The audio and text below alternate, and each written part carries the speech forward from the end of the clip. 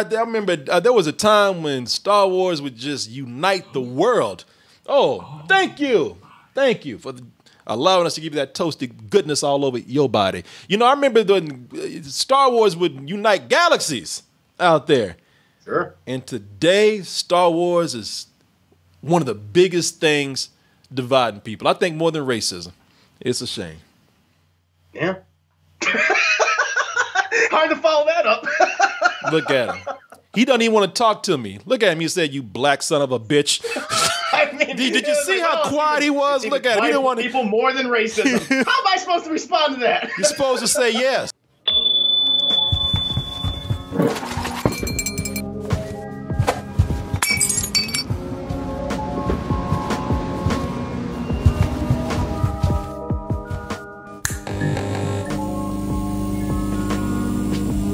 You know what? I know, Mr. Herman, I know that you are already sort of in somewhat of a mood.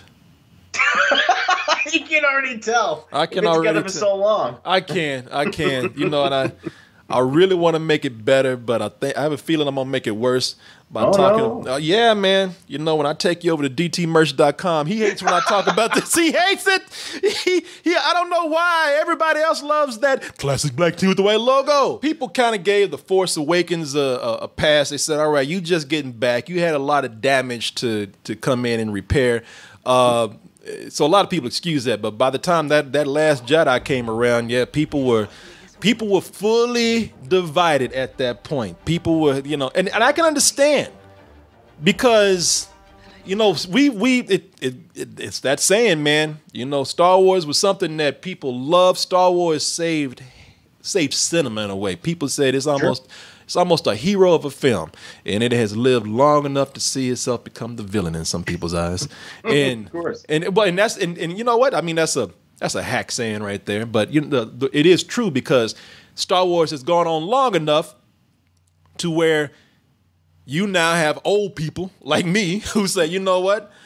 I have my Star Wars. I don't know what this shit is over here that you kids have, but it's not my Star Wars, and I don't know what this abomination is that you love so much. And some people are saying, let it go, old man. You know, it's not going to be the same. It's a whole new generation, different sensibilities, and that seems to be where we're at, possibly even today with this new trailer that dropped.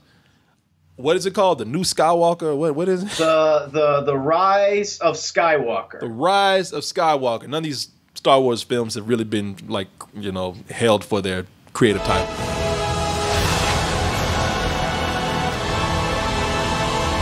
No one's ever really gone. You know, at the end of that, I don't mean any disrespect to Star Wars out there, but at the end of that, all I could think of was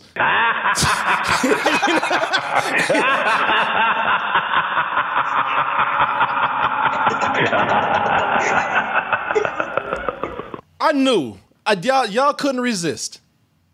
Could you? You talked about how we going on a whole new different Star Wars for a whole new generation, and y'all couldn't resist getting the whole gang back together, could you? You know, and you know, not everybody's right here, but come on, man. You know, we pretty much we're pretty much kind of repeating some of the things that we've seen before. This whole thing with bringing these characters back that we love. I know it's this saga right now. It's a whole new different thing, but this whole thing is starting to feel like a family reunion where some of the old people start to die off. Well, I'll say this: the fact that this is the last movie, I think you need to have that.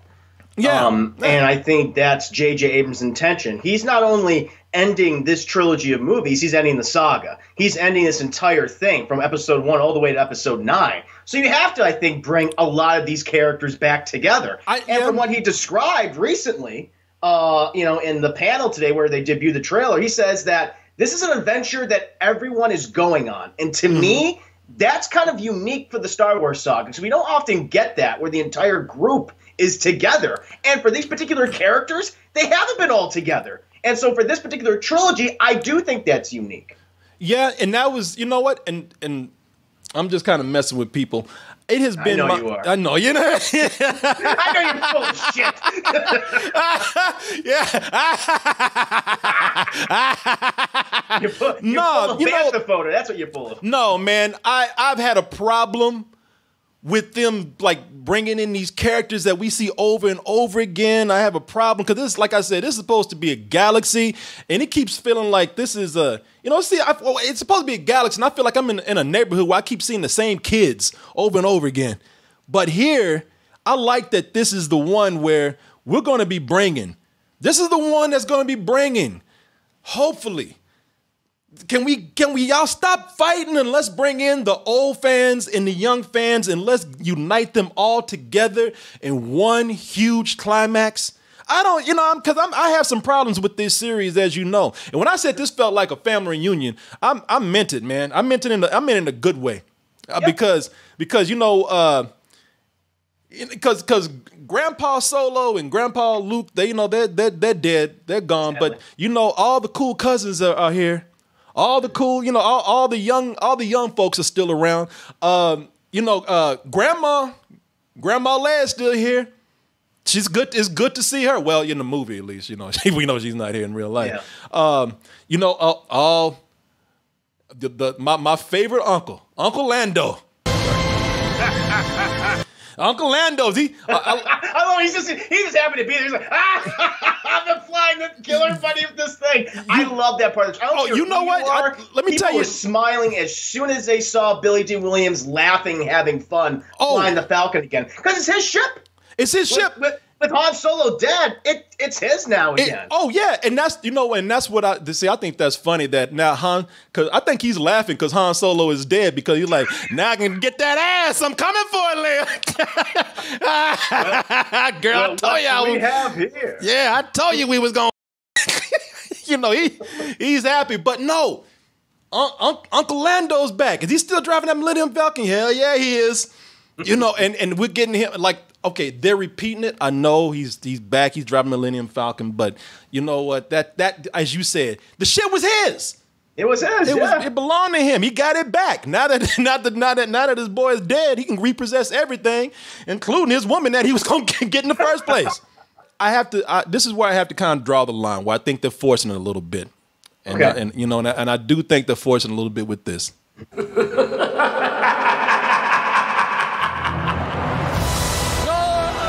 I think, let me say how you feel about this, because it's great having these characters back that we know have been around. It's great having these characters that we know have been a huge part of the story. And I think, those who are gone need to be gone. Like, I know that people never die in the Star Wars universe, especially if you're a Jedi or a Sith Lord. You always going to have that, your vapor floating around talking to people. But here's the question. Of course, if you are a Star Wars fan, you know that the lab belongs to Emperor Palpatine, who we saw get chunked down by Darth Vader down, in an electric shaft, and we are pretty much dead. Yes.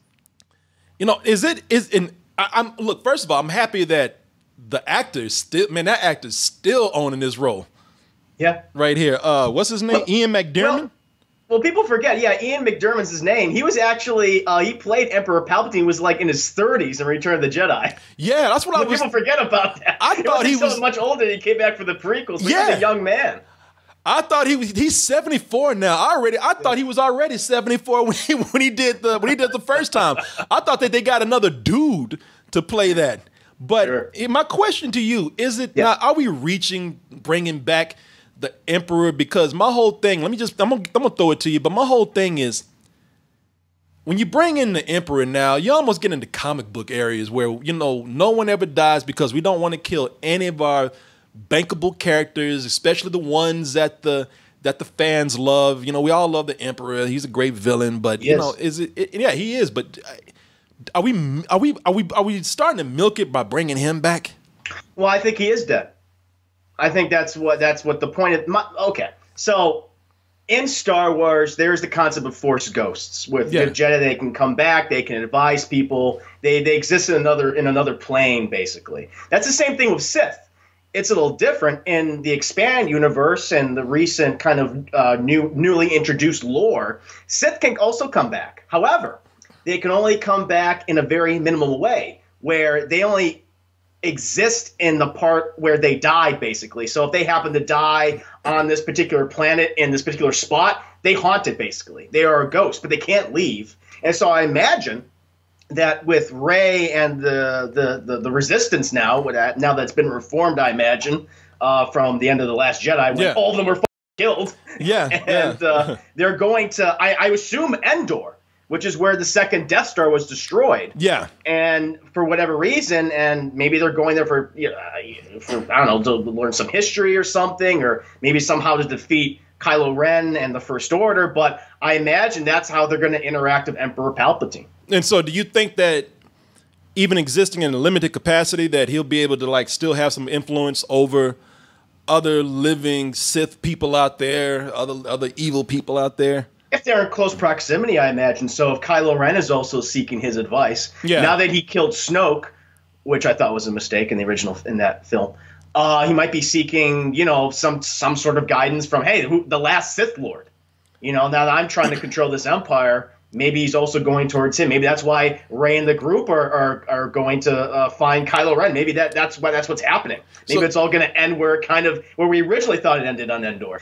One thing I believe might happen is Emperor Palpatine has talked about finding a way to make himself immortal. That was his obsession, I think. That's how he got Vader onto his side. I'll help.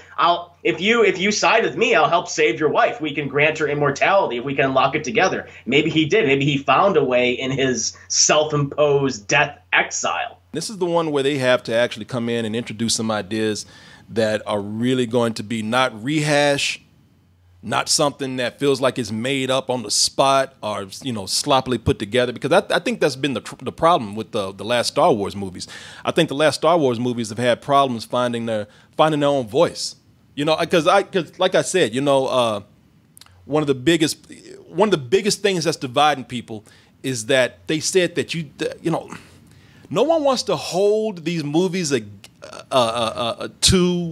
the first film. That first film is something special. That first film is something that is, even out of the original trilogy, is not going to be something that's going to be repeated. An adventure unlike anything on your planet. Here they come. That is something that it can't be replicated. And I think that's one of the things that people were really bothered with when they saw The Force Awakens, that it was pretty much a kind of a rehash or a remake, a soft remake of A New Hope. I think that what people are looking for, they don't want to repeat what happened before. They want to retain some of the things that made Star Wars so special, while also finding its own voice. And that's been the biggest problem with these films. I don't think that they've been able to find their own voice. I don't think they've been able to find that middle ground that really brings together, the fans of the original that grew up with it and some of the new fans out there. You know what I'm saying? Well, I do to a certain extent. I think The Force Awakens, I think J.J. Abrams had one of the most difficult tasks of all time. He had to, basically reboot Star Wars in a way, where after we had the prequels and they were as terrible as they are, and they are terrible movies. I really dislike them. I think they took away of what we loved about the original trilogy. And so we had to give people what I think they wanted. Hey, we're going to return to the basics. You love practical effects. You love these types of characters. We're going to give that to you. What I thought he did give us, which worked so well, was really interesting characters. Characters that I felt, invested in. I want to see more of them. I thought their interactions were really memorable. I think that, people are excited. People out there obviously love Star Wars. But I think people want this to be good, not only because it's the last one, but people, they want it to be good because we don't want to have to come back to this. I think people are really good now with the Skywalker story. Yeah, I know. I think we're fine. Put some of these characters to rest. These actors are dying off anyway. I think that people don't even want to hang with these characters anymore. It's been fun. It's been great going back and revisiting. We had a great time. Going down nostalgia lane. But now, I'm looking forward to this.